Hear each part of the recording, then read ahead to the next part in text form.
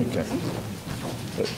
Excellence, Monsieur l'ambassadeur de la République fédérale d'Allemagne au Sénégal, Monsieur Simon, Monsieur le directeur de cabinet du ministre du Pétrole et des Énergies, Monsieur le secrétaire général du ministère de l'Économie, du Plan et de la Coopération, Messieurs les directeurs généraux du Fonds 6 et de la Sénélec, Monsieur le directeur du bureau de la KfW au Sénégal, Mesdames, Messieurs les directeurs, Mesdames, Messieurs, bonjour.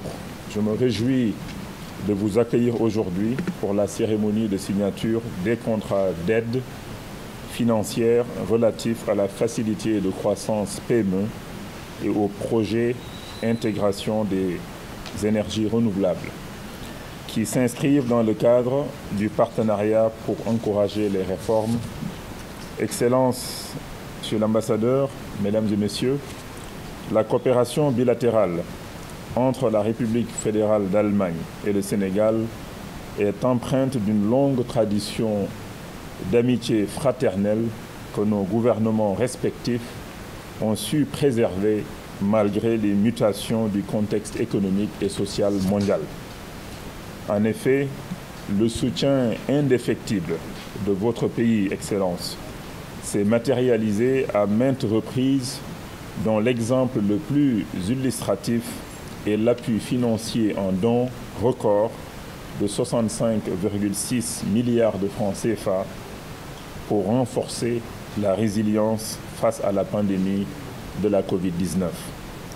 Poursuivant dans cette dynamique, la coopération allemande compte jouer sa partition dans la relance de l'économie nationale en annonçant lors des dernières négociations intergouvernementales une allocation additionnelle de 92 milliards de francs CFA au titre des nouveaux engagements de 2021. Cette enveloppe en dons inclut un appui de 13 milliards de francs CFA pour le projet de production de vaccins anti-Covid-19 de l'Institut Pasteur, dont le décaissement est attendu dans les meilleurs délais. C'est pour dire que la coopération sénégalo-allemande s'adapte aux enjeux et défis du moment. L'Allemagne a compris l'importance d'asseoir en Afrique les fondamentaux d'une souveraineté pharmaceutique pour démocratiser l'accès aux vaccins et élargir le taux de couverture afin de contenir la propagation du virus.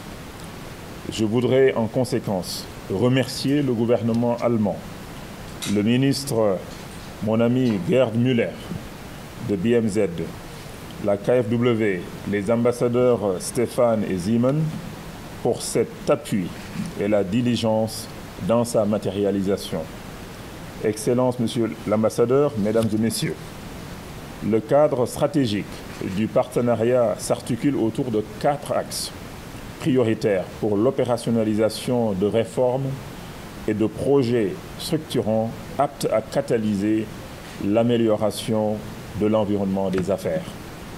L'objectif visé est d'arriver à un accroissement durable des investissements privés et des emplois à travers une matrice de 14 réformes et 10 projets qui couvrent les domaines de la législation et de l'administration du travail, la réforme foncière, l'accès au financement des micro, petites et moyennes entreprises et enfin de la formation professionnelle. Les domaines de la gouvernance et de l'énergie ont également été intégrés au cadre de coopération compte tenu de leur importance stratégique. Excellence, Monsieur l'ambassadeur, Mesdames et Messieurs, la cérémonie de ce matin entérine la phase de planification de la facilité de croissance PME et du projet intégration des énergies renouvelables. Le financement sous forme de dons de ces projets s'établit respectivement à 16,3 milliards de francs CFA et à 11,8 milliards de francs CFA. Je reste convaincu que la mobilisation effective des engagements financiers globalement reçus ne saurait se faire sans l'engagement des parties prenantes pour une simplification des procédures de planification des projets. À ce titre, J'exhorte les structures d'exécution à faire montre de diligence dans la phase opérationnelle afin de garantir l'absorption des ressources. Au demeurant, la facilité de croissance PME, également dénommée Fonds Oyas Capital, est un fonds de financement en dette mezzanine, c'est-à-dire en dette considérée comme du capital, comme des fonds propres qui permettent donc d'attirer une dette bancaire qui est un peu plus senior par effet de levier. Donc ce fonds de 100 millions de dollars d'EMA, je crois, minimum 100 millions, c'est ça? 110 millions d'euros. Donc l'Allemagne contribue 25 millions d'euros. Il y a la Banque mondiale également qui va contribuer. Je pense qu'il y a l'USAID au DFC avec les Américains et d'autres investisseurs. Et avec 110 millions d'euros de financement en mezzanine, donc financement un peu en capitaux propres, on peut attirer peut-être 100, 200 millions d'euros de dettes bancaires qui permettra donc à peu près de financer, à peu près on peut dire même 300 millions d'euros par effet de levier. Donc cette contribution en don de l'Allemagne est extrêmement importante, donc à travers le fonds 6, qui est l'un des promoteurs de ce fonds et qui va être co-gestionnaire du fonds avec un gestionnaire donc privé qui va être recruté.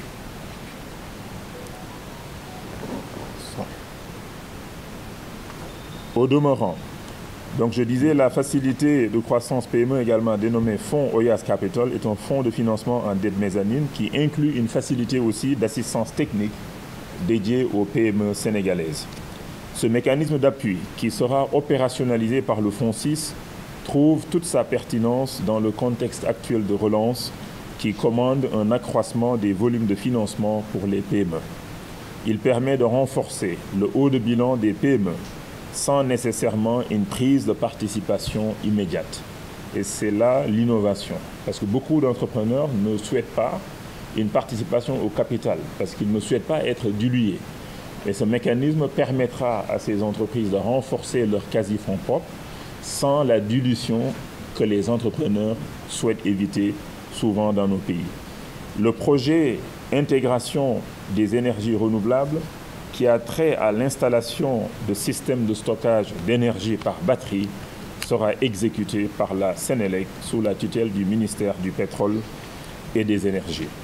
Il poursuit l'objectif d'amélioration de la qualité de l'alimentation électrique et de renforcer la résilience générale du réseau électrique par l'intégration des énergies renouvelables, permettant ainsi une réduction des émissions en CO2 en lien avec les objectifs de développement durable.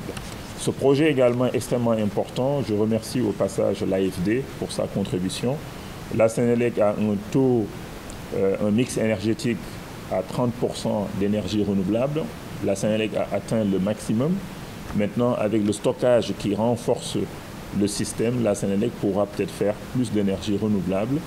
Et j'espère, comme souvent, en partenariat aussi avec le Fonds 6, qui est l'un des précurseurs de l'investissement dans les centrales solaires donc au Sénégal. Mesdames et messieurs, appréciant à sa juste valeur la qualité de notre coopération bilatérale, je voudrais, pour clore mon propos, vous réitérer, Excellence, Monsieur l'ambassadeur, la ferme volonté du gouvernement du Sénégal de poursuivre le dialogue stratégique et opérationnel de haut niveau pour le succès du partenariat pour encourager les réformes. Je vous remercie de votre aimable attention. Merci.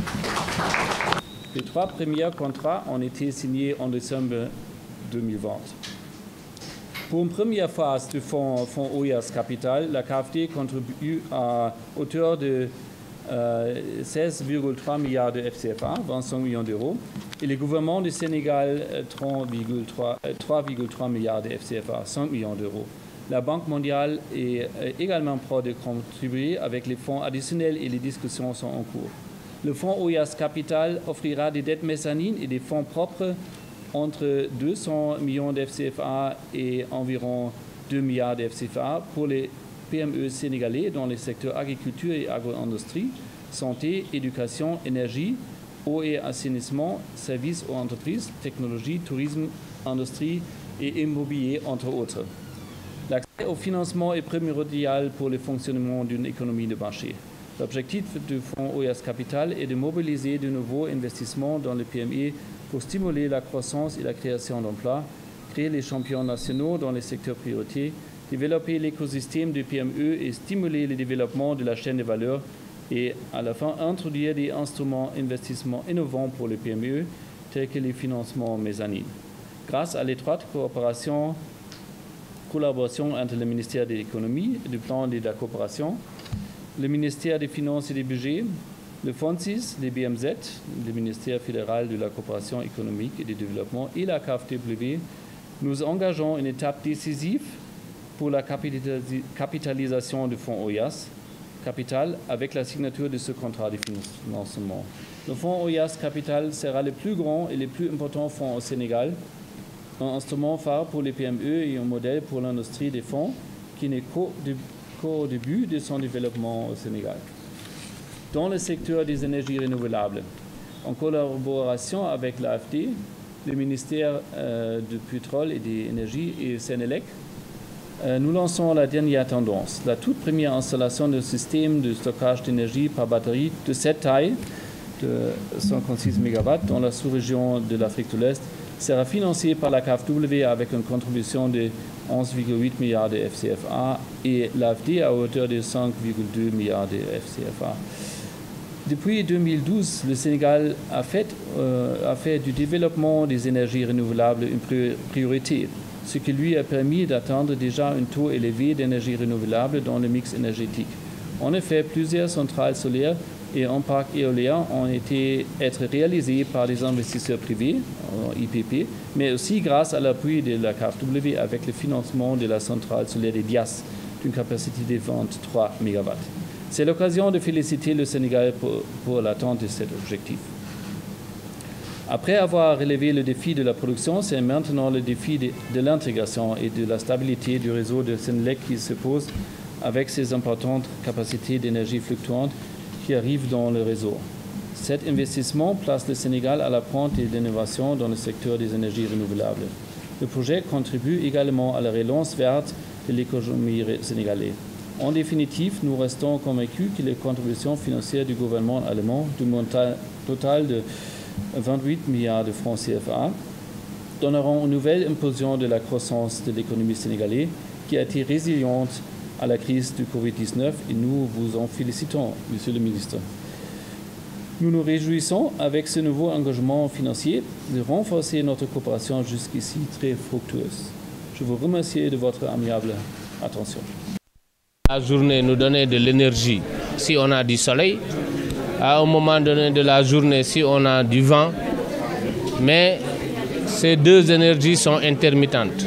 C'est pourquoi il était important pour la stabilité du système électrique de disposer d'un stockage qui nous permet de faire face à ces intermittences. Et surtout l'importance aujourd'hui de cette cérémonie qui nous permet de financer le premier site de stockage de 60 MW environ, qui nous permet de sécuriser notre réseau et qui nous permet également de faire face à l'intermittence et aujourd'hui d'économiser de l'argent. Parce que jusqu'à présent, le seul moyen pour faire face à l'intermittence de ces énergies, c'était de démarrer des groupes qui fonctionnent au fil et donc qui nous coûtent de l'argent. Maintenant, avec cette nouvelle technologie, nous serons à même de faire face à cette intermittence sans pour autant dépenser de l'argent. En d'autres termes, mieux produire, mieux conserver l'énergie tout en pensant à l'environnement et c'est tout l'importance. Et ça rentre directement dans le cadre de la politique de l'Allemagne qui encourage les énergies plus propres et c'est cela qui est important pour Sénélec aujourd'hui.